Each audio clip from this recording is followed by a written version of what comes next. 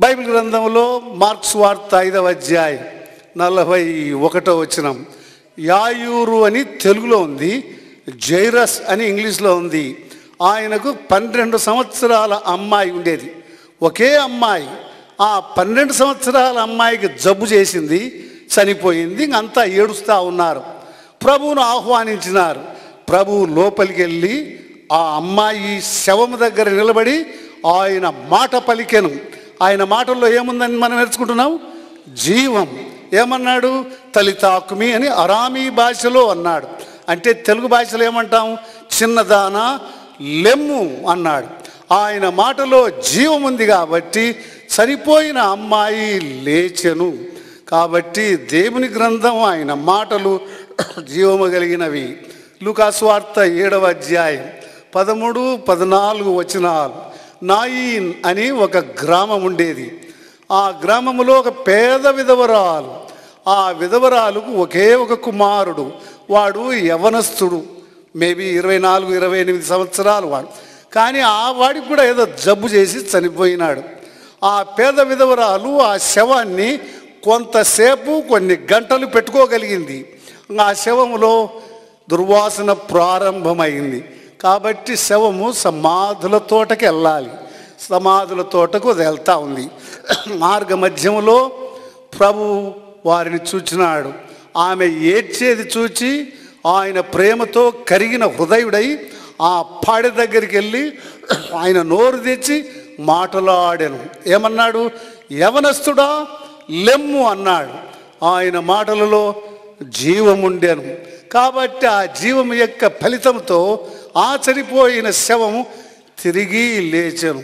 ఆయన మాటలు దేవుని శక్తి, దేవుని వాక్యము దేవుని శక్తి అని ఆయన రుజువుపరిచెను. యోహాను సువార్త 11వ అధ్యాయం. ఈ అధ్యాయంలో లాజరు అని వ్యక్తి ఉన్నాడు. ఆ మనిషి చనిపోయాడు. చనిపోయిన శరీరము పాతి పెట్టినారు గుంతలో. 4 దినాలు అయింది. అక్కడికి ఆయన వచ్చాడు. గట్టిగా ఒక కేక వేశాడు. 43వ వచనం, యోహాను సువార్త 11వ అధ్యాయం 43. లాజరు బయటికి రా అన్నాడు. ఆయన మాటల్లో జీవముండెను.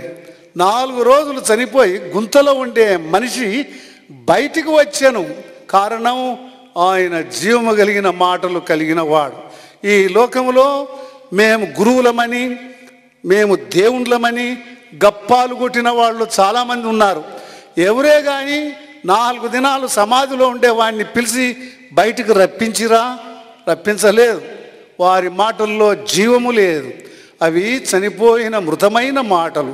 జీవము కలిగిన మాటలు కలిగిన వాడు సార్వత్రికములో ఈయన ఒకడే.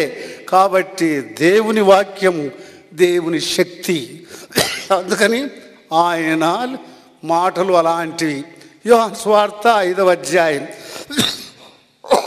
24వ వచనం, నా మాటలు విని నన్ను పంపిన వానిని నమ్మినట్లయితే మీరు బ్రతుకుదురు అన్నాడు. ఇప్పుడు ఈ రోజుల్లో కూడా ప్రభువు మాటలు ఎవరైతే విని విశ్వసించి ఆయన చెంతకు వస్తారో వాళ్లకు నిత్య జీవము వాళ్ళు పొందగలరు. 28వ వచనం, చనిపోయిన వాళ్ళు సహితం ఆయన రాకడలో ఆయన ఒక కేక వేయనై ఉన్నాడు. తెస్సలోనీలకు రాసిన మొదటి పత్రిక 14వ అధ్యాయం 13వ వచనం నుండి 28వ వచనం వరకు, మనం 18వ వరకు కూడా చదివిన దాంట్లో ఉంది, ఆయన కేక వేయును. కేక వేసే లోపల సమాధులలో ఉండే వాళ్ళు తిరిగి లేస్తారట. కారణం ఆయన మాటల్లో జీవముంది. ఆయన జీవము కలిగిన దేవుడు. ఆయన మాటలు జీవము కలిగినవి. అవి దేవుని శక్తి. కాబట్టి మనుషులు లేస్తారు. మనం కూడా చనిపోయినా కూడా మనం భయపడని అవసరం లేదు. మన ప్రభువు మనల్ని పిలుస్తాడు. మనము మంటికి మంటి అయిపోయినా, ఏదో మనల్ని చేపలు తిన్నా కానీ, చేపల కడుపులో మనము జీర్ణమైపోయినా, ఆ చేపలు ఎవరైనా కొని వాళ్ళ కడుపులో జీర్ణమైనా ప్రభు పిలుస్తానే మనం బయటకు వస్తాం.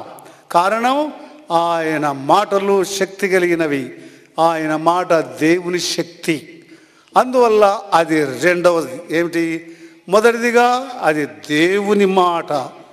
రెండవదిగా జీవము కలిగిన అది సజీవమైనది అని వ్రాయబడి ఉంది. అర్థమైందా అండి అంత మటుకు?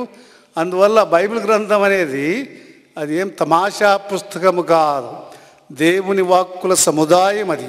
అది ఆయన అపారమైన కృపచేత మన హస్తగతం చేశాడు. మనము ఎంతో భాగ్యవంతులం.